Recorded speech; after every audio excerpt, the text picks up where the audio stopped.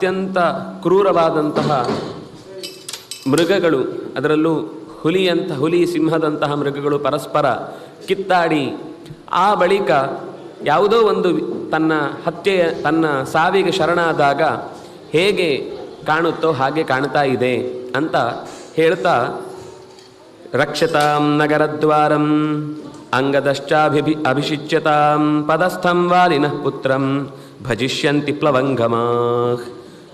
ನಗರದ ಹೊರಗಿನ ದ್ವಾರವನ್ನು ಮುಚ್ಚಿ, ಯಾಕೆಂದರೆ ಶತ್ರುಗಳು ಒಬ್ಬ ಯಜಮಾನ ಒಂದು ನಗರದ ರಕ್ಷಣೆಗೆ ಇಲ್ಲ ಅಂತ ಗೊತ್ತಾದಾಗ ಮೊದಲು ಅದರೊಳಗೆ ದಾಳಿ ಮಾಡುತ್ತಾರೆ. ನಗರದ್ವಾರವನ್ನು ಹೊರಗಿನಿಂದ ಮುಚ್ಚಿ. ಮತ್ತು ಈ ವಿಷಯವನ್ನು ಭಾರತದಲ್ಲಿ ಬಹಳ ಹೆಚ್ಚು ಚರ್ಚಿಸ್ತಾ ಹೇಳುತ್ತಾರೆ.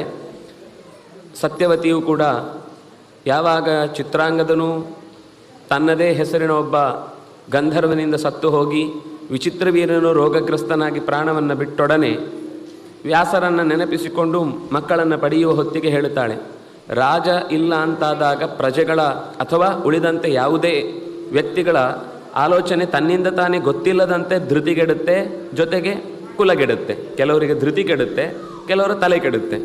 ಅದರಿಂದಾಗಿ ಅನರ್ಥಗಳ ಪರಂಪರೆಯೇ ಬೆಳೆದು ಹೋಗುತ್ತೆ. ಅದರಿಂದಾಗಿ ಕೂಡಲೇ ಇದಕ್ಕೆ ರಕ್ಷಣೆಗೆ ಬೇಕಾದಂತೆ ಯಾರಾದರೂ ಒಬ್ಬನನ್ನು ರಾಜ ಅಂತ ಗುರುತಿಸುವ ಹಾಗೆ ಅಭಿಷಿಚ್ಯತಾಂ, ಅಂಗದನನ್ನು ಕೂಡಲೇ ಆ ಪದಸ್ಥವನ್ನಾಗಿಸಿ ಅವನನ್ನು ಆ ವಿಶಿಷ್ಟವಾದಂತಹ ರಾಜನ ಪದವಿಯಲ್ಲಿ ಆತನನ್ನು ಕೂಡಿಸಿ, ಆಗ ಹೆದರಿ ಓಡುತ್ತಿರುವಂತಹವರು ಎಲ್ಲರಿಗೂ ಕೂಡ ಒಂದು ರೀತಿಯಿಂದ ನಮಗೆ ರಕ್ಷಣೆ ಇದೆ ಅನ್ನುವ ಭರವಸೆ ಹುಟ್ಟತ್ತೆ.